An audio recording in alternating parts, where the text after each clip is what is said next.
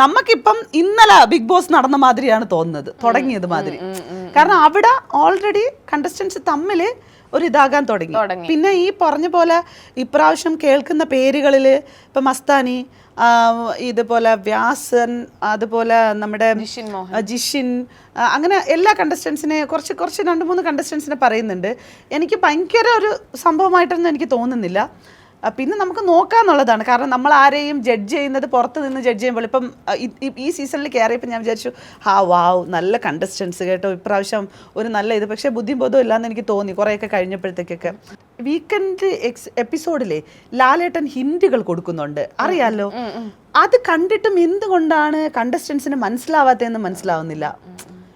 മറ്റത് അത് വെച്ചിട്ട് കളിക്കുമായിരുന്നു. അതെ അതെ, ഈ സീസണിലാണെങ്കിൽ എനിക്കും അത് ചേച്ചി പറഞ്ഞത് എനിക്കത് ഫീൽ ചെയ്തു. മനസ്സിലാകുന്നില്ല അവർക്ക്, ആ ഒരു ഗെയിം തന്നെ മാറ്റുന്നില്ല. കാരണം ഇപ്പൊ കഴിഞ്ഞ ആഴ്ച ലാലേട്ടൻ വീക്കെൻഡിൽ വന്ന് പറയുന്നു, സെയിം പാറ്റേൺ തന്നെയാണ് വീണ്ടും വീണ്ടും അടുത്ത ആഴ്ചയും പോയിക്കൊണ്ടിരിക്കുന്നത്.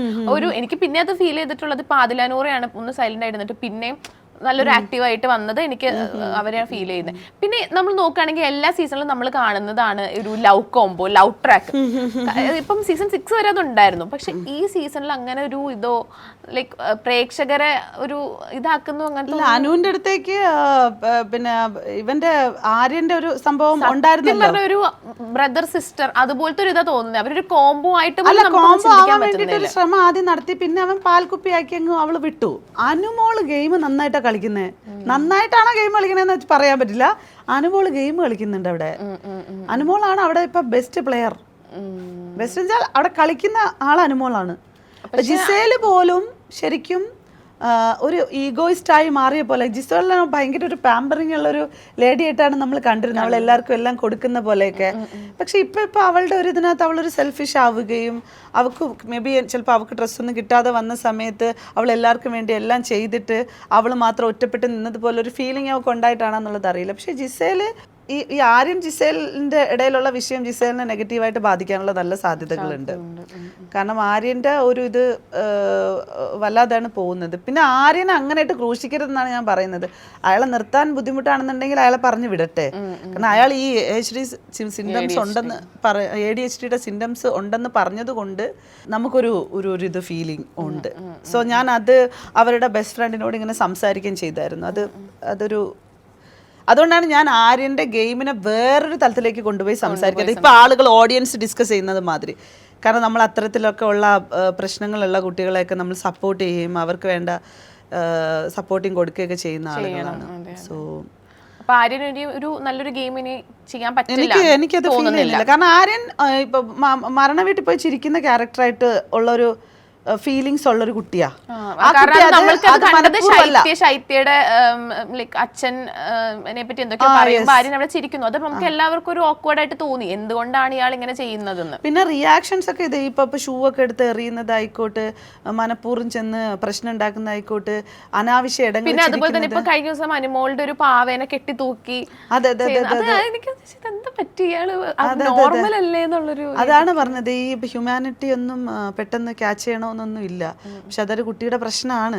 നമ്മളൊന്നും അത്തരം ബിഗ് ബോസ് ഒക്കെ ചിന്തിച്ചും തീരുമാനിച്ചിട്ടൊക്കെ ആളുകളെ. പക്ഷെ നമ്മൾ ആരും വന്ന സമയത്ത് നമ്മൾ നോക്കുക. അല്ല, അയാൾ തന്നെ പറഞ്ഞതുകൊണ്ടാണ് എനിക്ക് അറിയുന്നത്. ഒരു ഇന്റർവ്യൂലൊക്കെ അയാൾ പറഞ്ഞിട്ടുണ്ടായിരുന്നു. ഞാനായിട്ട് യൂഹിച്ചെടുത്തതൊന്നും അല്ല അത്. അയാൾ ഒരു ഇന്റർവ്യൂല് പറഞ്ഞു അങ്ങനെ. അതെനിക്ക് തോന്നുന്നു ഇപ്പോഴാണ് ഓഡിയൻസ് ചിലപ്പോൾ മേ ബി ഞാൻ പറയുമ്പോഴാണ് കൂടുതൽ ശ്രദ്ധിക്കണമെന്ന് എനിക്ക് അറിയത്തില്ല. അങ്ങനൊരു വിഷയമുണ്ട്. ആരോ ചെയ്തൊരു ഇന്റർവ്യൂല്. എന്താ മസ്താനി പോയതിനെ പറ്റിയിട്ട് എന്താ അഭിപ്രായം? അല്ല, മസ്താനിയുടെ മുഖമാണെന്ന് തോന്നുന്നു മെഹർ പോലെ ഫീൽ ചെയ്തിട്ട് എല്ലാരും. എന്റെ മുഖമല്ലേ മസ്താനിക്ക്? Okay, of course. അല്ല, അങ്ങനെ കുറെ ആൾക്കാർ പറയാറുണ്ട് ഫേസ് കട്ട് ചിലപ്പോ മേ ബി അങ്ങനെ ആയിരിക്കും ഇതാക്കിയത്. മെഹർ പോണമായിരുന്നു, എന്നിട്ട് അവിടെ ചെന്നിരുന്ന് കുറെ കരഞ്ഞ്. ഞാൻ കരയത്തൊന്നുമില്ല. പിന്നെ മൂഡ് പിടിച്ചിട്ടാണ് മെഹർ ഇരിക്കുന്നത്. പാമ്പറിംഗ് മൂഡാണെന്ന് വെച്ചാൽ പക്ഷെ നമ്മള് പെട്ടെന്ന് കരയുന്ന ആൾക്കാരാവണമെന്നില്ലല്ലോ. അങ്ങനെയാണോ? നമ്മള് ഇപ്പൊ നമുക്കൊരു കരയിപ്പിക്കട്ടെ മെഹറെ നിന്നെ. ചാലഞ്ച് കരയിപ്പിക്കോ? അല്ല, ചേച്ചിക്ക് ഒരു കാര്യം വേണ്ടി ഇപ്പൊ നമുക്കൊരു കാര്യം പറയണമെന്നുണ്ടെങ്കിൽ ഞാൻ പറഞ്ഞായിരുന്നു നേരത്തെ, വീണ്ടും പാൽക്കുപ്പികളെയും 2K കിഡ്സിനെയൊക്കെ പിടിച്ചോണ്ട് വന്ന് ഇരുത്തിയിട്ട് എന്റെ വായിന്നൊക്കെ വേറെ സാധനങ്ങളാ പറഞ്ഞത് സുമേഷേ. ചേച്ചി ഞാനൊരു കാര്യം ജെൻസി ആണെങ്കിലും നമ്മള് മനുഷ്യരല്ലേ. അല്ല, സി ജെൻസി പ്രശ്നമില്ല. എനിക്ക് ജെൻസീസിനെ ഇഷ്ടമാണ്. എൻ്റെ മോൻ എന്നെ കൊന്നു കളയും ഞാനിപ്പോൾ പോയിട്ട് ജെൻസീനെ അപമാനിച്ചു എന്ന് പറയുന്നത്. പക്ഷെ മെഹർ എപ്പോഴും ഇരുന്നിട്ട് ഒരു ഇന്റർവ്യൂ മോഡ് പിടിക്കുന്ന സമയത്ത് അല്ല ഇപ്പൊ എന്റെ മറ്റേ ബിഗ് ബോസിലെ ഓഡിഷന്റെ സമയത്താണെങ്കിലും അവർ എന്റെ അടുത്ത് പറഞ്ഞത് മെഹർ ഭയങ്കര പീപ്പിൾ പ്ലീസിംഗ് ആയിട്ടുള്ള ഒരാളാണ്. പക്ഷെ അതെന്റെ ബേസിക് നേച്ചറാണ്. ഞാൻ പണ്ട് തൊട്ടേ എനിക്ക് എന്താ പറയാ ഒരാളുടെ അടുത്ത് ഞാൻ മുഖം കറുപ്പിച്ച് പറയണമെങ്കിൽ ഞാൻ ചിരിച്ചോണ്ടായിരിക്കും ചിലപ്പോൾ പറയാം. ദേഷ്യപ്പെടുന്ന അങ്ങനെയല്ല, ദേഷ്യപ്പെട്ട് പറയുന്ന സിറ്റുവേഷൻ ഉണ്ട്, ദേഷ്യപ്പെട്ടും പറയാറുണ്ട്. എനിക്ക് ദേഷ്യപ്പെടാനൊക്കെ അറിയാം, എനിക്ക് ദേഷ്യപ്പെടാനൊക്കെ അറിയാം, സീരിയസ് എനിക്ക് ദേഷ്യപ്പെടാറിയാം. പക്ഷെ ഞാൻ അതെന്താ അപ്പൊ തൊപ്പി വിവാഹാലോചന നടത്തിയ സമയത്ത് നീ ദേഷ്യപ്പെടാത്തെ? ഇഷ്ടാണോ തൊപ്പീനെ? അങ്ങനെ തൊപ്പീനെ ഇഷ്ടാണ്. അല്ല അതങ്ങനെയല്ല, നമ്മള് സത്യം പറഞ്ഞ തൊപ്പീനെ എനിക്ക് ഇഷ്ടല്ലേ? ചേച്ചി അങ്ങനെയല്ല, നമുക്കൊരു കാര്യം ഒരു എടുത്ത് പറയണം, നമുക്കത് ദേഷ്യപ്പെട്ട് പറയണമെന്നില്ല. ചേരും കേട്ടോ. തൊപ്പി ഭയങ്കര കൈൻഡ് ഹാർട്ടഡ് പേഴ്സൺ ആണ്. അവനെ ഇപ്പൊ ഒരാളെ സ്നേഹിക്കാനൊക്കെ ഉണ്ടെങ്കിൽ തൊപ്പി നല്ലൊരാളാണ്. നല്ല എന്താ പറയാ, ഇപ്പൊ തൊപ്പിയുടെ വീട്ടിൽ തന്നെ ചെയ്യണ. ഞാൻ മെഹറിനെ ഈ ലേറ്റസ്റ്റ് അധികം ഇങ്ങനെ തൊപ്പിയുടെ കൂടെ കണ്ടതുകൊണ്ട് മെഹർ ഭയങ്കര ഷൈ ആവുന്നു. തൊപ്പി വീഡിയോ കോളിലൊക്കെ വരുന്ന സംസാരിക്കുമ്പോ ഞാൻ വീഡിയോ വേണമെങ്കിൽ വിഷ്വൽസ് എടുത്ത് കാണിച്ചു. വേണ്ട, ഇഷ്ടമാണോ തൊപ്പി? പാവം ചെറുക്കനാ. തൊപ്പി എന്നെ നല്ല ഫ്രണ്ടാണ്, അതിൽ കൂടുതൽ വേറൊരു ഇതോ അതൊന്നും ഇല്ല. തൊപ്പി നല്ലൊരു ഫ്രണ്ടാണ്, അതിൽ കൂടുതൽ ഞാനും ചിന്തിച്ചിട്ടില്ല, തൊപ്പിയും ചിന്തിച്ചിട്ടില്ല. തൊപ്പി നിനക്ക് വേണ്ടി ഞാൻ കല്യാണം ആലോചിച്ചെന്നൊന്നും വിചാരിക്കല്ലേ, ഞാൻ കണ്ടത് തൊട്ടിട്ട് ചോദിച്ചെന്നുള്ളൂ. ചിലപ്പോ തൊപ്പി ഇരുന്ന് മറ്റേ അവന്റെ ഇതുണ്ടല്ലോ, എന്താ തൊപ്പി ഇപ്പൊ കഴിഞ്ഞ ലൈവില് പറഞ്ഞു എന്നെ പെങ്ങളായിട്ടാ കാണുന്നതെന്ന് പറഞ്ഞു. അങ്ങനെ പറഞ്ഞോ? അയ്യോ അങ്ങനെ പറഞ്ഞോ? തൊപ്പി എന്തിനാ തൊപ്പി? എല്ലാവർക്കും ഇഷ്ടമായിരുന്നു തൊപ്പി. നിങ്ങൾ രണ്ടുപേരും ഞാൻ ലൈവ് സ്ട്രീമിങ്ങിലൊക്കെ വെച്ചിട്ട് മൈ ഗോഡ്, ഞാൻ ഇടയ്ക്കിടയ്ക്കൊക്കെ ഇങ്ങനെ കാണലുണ്ട്. നിങ്ങൾ ഇങ്ങനെ വരുന്നത് ലൈവിലൊക്കെ നിങ്ങളെ കട്ട്സ് ഒക്കെ എടുത്ത് എനിക്ക് ഇഷ്ടമാണ്. എനിക്ക് ഈ ലേറ്റസ്റ്റ് തൊപ്പി മറ്റേ പച്ചയും ചുവന്ന ഒക്കെ എടുത്തിട്ട് അവരാധിച്ചത് ഭയങ്കര എനിക്ക് ഇഷ്ടപ്പെട്ടു. അവൻ ആ ഫോൺ എറിഞ്ഞ് പൊട്ടിച്ച് പഞ്ചറാക്കിയിട്ട് കയറി പോകാനുള്ളതായിരുന്നു. ഞാൻ അങ്ങനെ പറയാം. ചില സാഹചര്യങ്ങളിൽ ഇപ്പം അവരൊക്കെ ചെയ്യുന്ന ആക്ടിവിറ്റികളിൽ കുറേ സാധനങ്ങൾ ആളുകളെയൊക്കെ ഇപ്പം ഹെൽപ്പ് ചെയ്യുന്നുണ്ട്. ആദ്യമൊന്നും എനിക്ക് ഇഷ്ടമേ അല്ലായിരുന്നു, ഇവൻ എന്താ കാണിക്കണമെന്നുള്ളതായിരുന്നു. പക്ഷെ ഇപ്പം അവൻ കുറേ മനുഷ്യരെ ഹെൽപ്പ് ചെയ്യുന്നു, കുറേ ആൾക്കാർ. അതുകൊണ്ട് എനിക്ക് നല്ല റെസ്പെക്ട് ഉള്ള ആളാണ്. കാരണം പക്ഷേ നിങ്ങൾ തമ്മിൽ ലവാ? നിങ്ങൾ തമ്മിൽ ലവാ?